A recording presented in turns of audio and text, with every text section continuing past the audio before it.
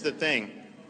At the end of the day, if the price of providing opportunities that can last a lifetime for all the girls throughout the state of Florida, for ensuring fair competition for them, if the price of that is that we lose an event or two, I would choose to protect our young girls every day of the week and twice on Sunday.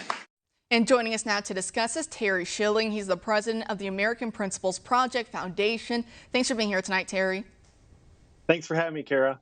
So you were actually at this event, this signing event in Florida. How important do you think it is at this point in our culture war to have someone like Governor DeSantis say he's putting biology over ideology?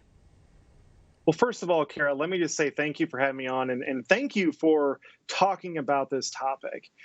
You guys have been one of the only and first networks to actually cover this very important issue of the biological differences between males and females, as crazy as that sounds.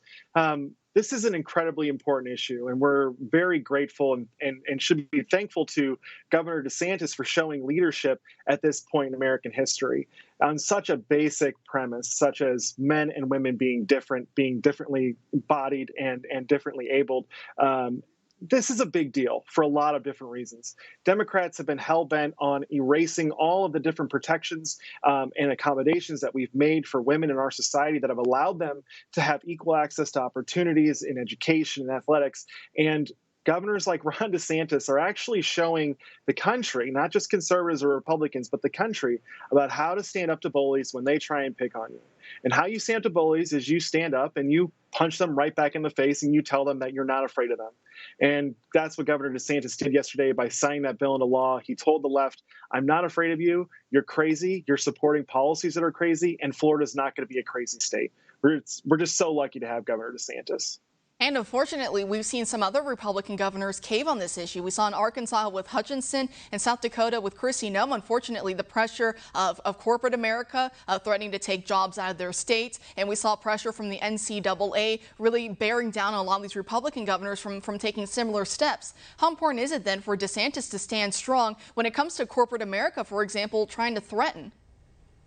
It's so important, right? Because these corporations and the NCAA, they've been pushing these states around to prevent them from passing any type of legislation that would protect our girls and our daughters, whether it be in sports, locker rooms, showers, private facilities of any nature.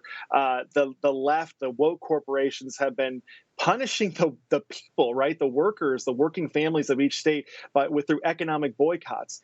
This was so disappointing when Kristi Noem and Asa Hutchinson cowed down and backed down to the woke mob, simply because the answer was so obvious. And the answer was what DeSantis showed us yesterday.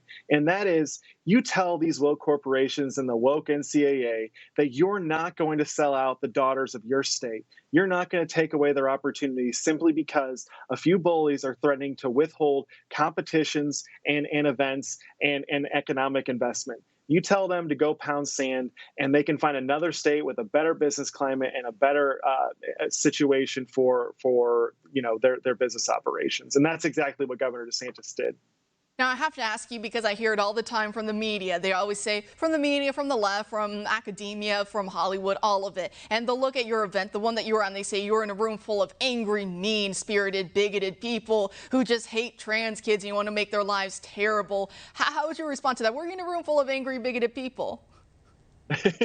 No, everyone in the room was smiling and happy and filled with love, right? Like, the thing that people have to understand about this transgender issue is that on the right, there's not any bigotry, right? We just have a different solution when it comes to transgender people. The left wants to mutilate their bodies, have them get breast amputations, genital amputations, and breast augmentation, all of that, right? They want to match the body to the mind. Conservatives have a different solution. We want to match the mind to the body. We don't think you're going to be happier or better off by making permanent sterilizations or permanent amputations to your body that you can never get back, right?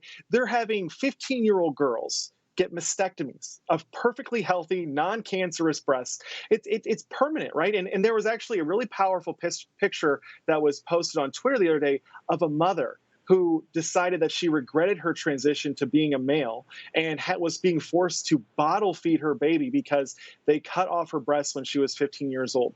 These are the stories that we need to be telling, the stories of transitioners, because they're so powerful and they really expose how insane and damaging and harmful the policies of the left are. So no, lots of happiness, lots of smiles, lots of people filled with love who really want to give transgender people and people that suffer from gender dysphoria the true proper care that they need and deserve.